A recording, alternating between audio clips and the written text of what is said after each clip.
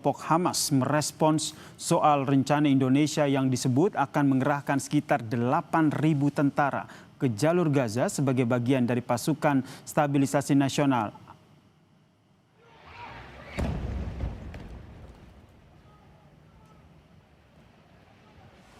Pimpinan Hamas, Osama Hamdan, pada Kamis waktu setempat dalam keterangannya di Al Jazeera menyebut Hamas menolak segala bentuk perwalian atau pengawasan dari pihak manapun atas Gaza. Senada dengan hal itu, pemimpin senior Hamas, Khaled Meshaal, menyatakan masa depan Palestina harus diputuskan rakyat Palestina sendiri tanpa campur tangan bangsa lain.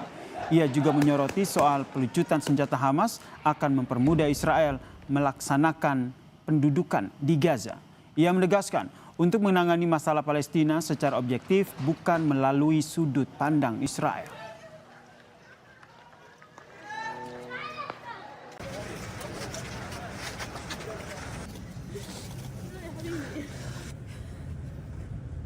فلسفة المقاومة نحن طالما هناك احتلال هناك مقاومة.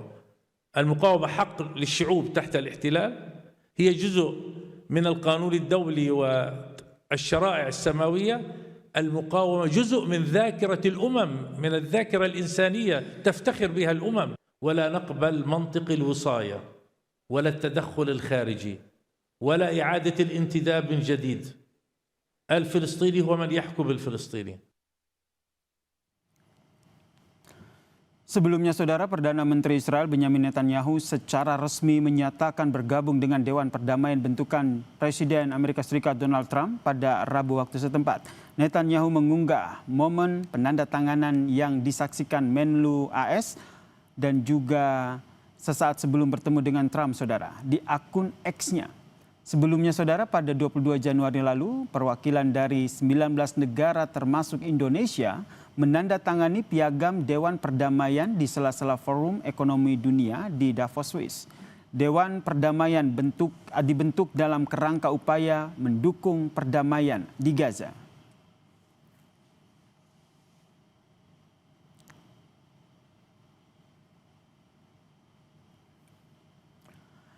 Indonesia melalui juru bicara Kementerian Luar Negeri melihat kehadiran pihak yang berkonflik dalam Board of Peace bentukan Trump merupakan bagian menuju perdamaian.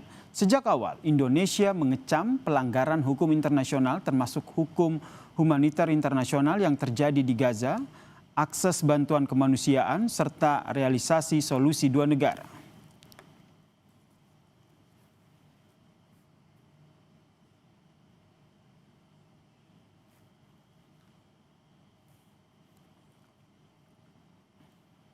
Keanggotaan negara manapun dalam Board of Peace tidak mengubah posisi prinsip tersebut.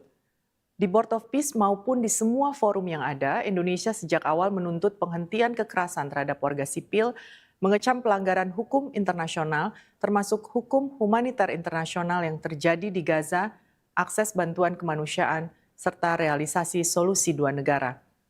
Dalam konteks tersebut, Indonesia melihat pentingnya keterlibatan para pihak yang berkonflik sebagai bagian dari proses menuju perdamaian.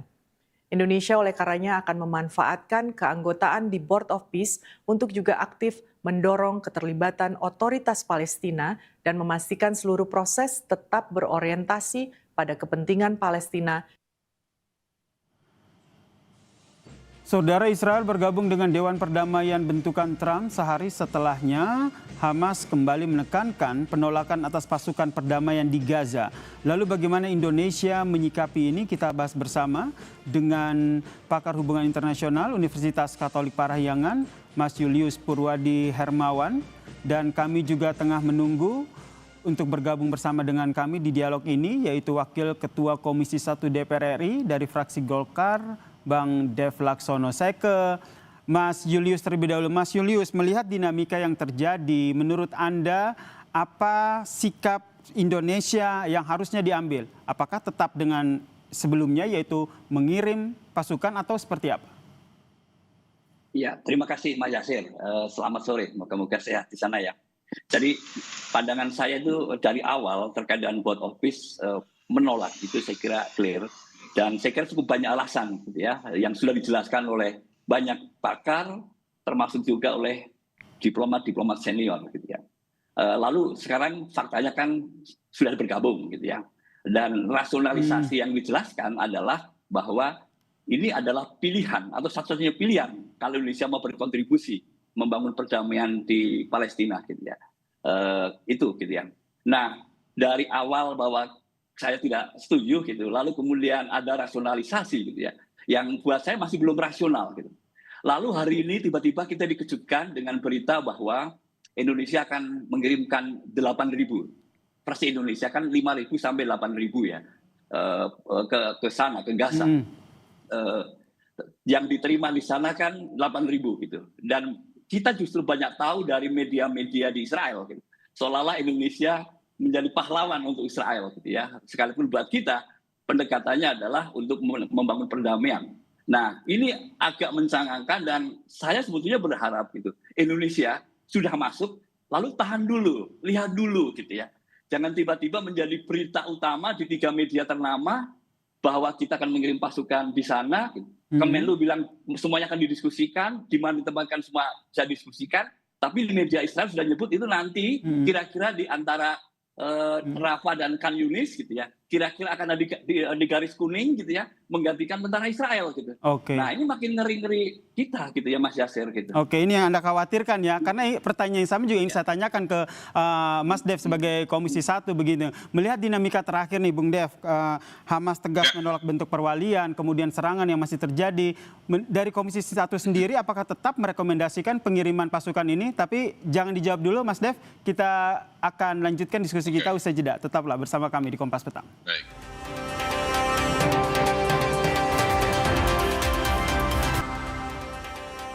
Masih bergabung bersama kami Wakil Ketua Komisi 1 DPR RI, fraksi Golkar, Bang Dev Laksono dan juga pakar hubungan internasional dari Universitas Katolik Parahyangan, Mas Julius Purwadi. Saya ke Mas Dev. Mas Dev, kalau kita lihat dinamika yang terjadi di sana terakhir kan Hamas sendiri tegas menolak segala bentuk perwalian. Dari Komisi 1 sendiri tetap merekomendasikan mengirim pasukan?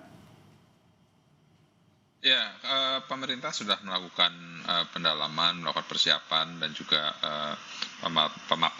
pemapanan terhadap proses ini sehingga lebih mantap untuk kita mengirim pasukan ke sana. Ya, tentu ke sana itu kan bukan untuk gagah-gagahan, untuk keren-kerenan, ya, bukan hanya untuk sekedar membusungkan dada, tapi kita memiliki misi yang mulia.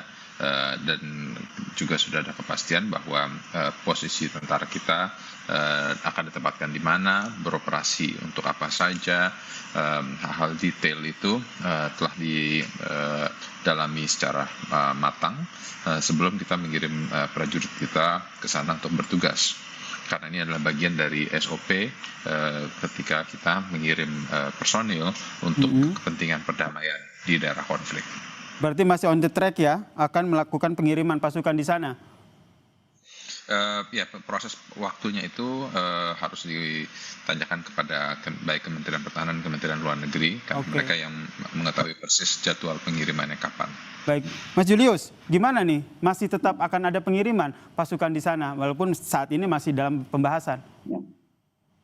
Ya, saya senang dengar sudah dilakukan gitu ya. Pemantapan gitu, itu artinya kan sudah dikaji betul ya gitu ya.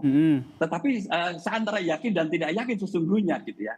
Nah kalau saran saya gitu, kalau sekarang sudah dilakukan pendalaman gitu ya, jangan mengirim dulu gitu. Ada tanggal 17 Februari di mana Pak Presiden akan berkesempatan bertemu dengan Pak Presiden Trump di Washington gitu, dan itu akan dibahas. Nah posisi Indonesia sekarang sangat jelas ya, hanya bisa akan masuk di sini dan akan memainkan peran menjadi change maker lah gitu, kira-kira begitu gitu, memastikan bahwa two-state solution tetap ada di sana gitu. Sebenarnya saran saya adalah kalau sekarang dari pendalaman sampaikan aja di Washington, lalu kemudian dengar apa yang diperlukan Indonesia di dalam board of peace gitu ya, lalu kemudian baru menyampaikan baik Indonesia akan berkomitmen mengirimkan. Jangan menyampaikan sekarang dulu gitu, nanti gitu. Itu pandangan saya Mas Yasir. Oke, Mas Dev tanggapannya termasuk juga dengan kalau seandainya jadi mengirimkan harus ada sejumlah anggaran yang disiapkan. Ya, tentunya.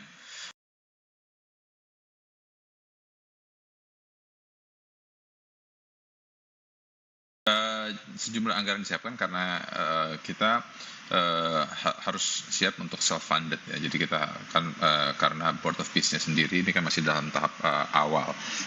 Jadi dan ini bisa menjadi bagian dari sumbangsi kita kepada Board of Peace. Dan ini akan menegaskan posisi dan kemampuan kita di berbagai macam sektor, apalagi ketika di sana itu ditugaskan untuk penegakan hukum ya, rehabilitasi, juga untuk melakukan pendidikan kepada anak-anak di sana, untuk mengembalikan harkat dan martabat bangsa Palestina di wilayah Gaza. Tujuannya tentu mulia begitu, tapi untuk dananya sendiri ini sudah ada kesepakatan begitu, sumbernya dari mana? Nah itu pemerintah yang dapat bisa menjelaskan secara detail, tapi dalam rapat beberapa kali di Komisi 1 dipastikan itu tidak akan mengganggu kebutuhan dalam negeri, sehingga pengiriman di sana itu sudah diperhitungkan dan sudah dipastikan bahwa kebutuhan dalam negeri akan tetap tercukupi. Baik, terakhir singkat saja ke Mas Julius, dengan adanya rencana pengiriman ini yang jadi concern Anda apa? Ya, kita selalu bicara demi martabat Palestina ya, gitu ya. Tetapi pertanyaannya apakah betul gitu ya, gagasan Trump yang terkait dengan ISF itu benar-benar disambut baik gitu ya. Saya justru khawatir ya, Hamas sudah menyampaikan bahwa menolak foreign occupation. Katanya bahwa ISF itu seperti foreign occupation, dan ini menurut saya gitu ya clear gitu ya, bahwa ini bukan martabat yang diperjuangkan gitu ya. Baik. Tapi ada kepentingan lain gitu ya, dan saya mengingatkan hati-hati dan kepentingan yang lain itu. Baik, itu ini yang sama-sama kita kawal bersama ya, tujuannya adalah untuk kemerdekaan Palestina, ini selalu disampaikan oleh Indonesia. Terima kasih Wakil Ketua Komisi 1 DPR RI fraksi Golkar, Bang Dev Laksono, dan juga pakar hubungan internasional Mas Julius Purwadi telah bergabung bersama kami di Kompas Petang. Salam sehat semuanya. Usai jeda saudara, Kompas Petang akan hadir dengan sejumlah informasi penting lainnya. Di antaranya lubang raksasa di Desa Pondok Balek, Ketol, Aceh Tengah yang terus meluas lantaran longsoran yang terus bergerak aktif.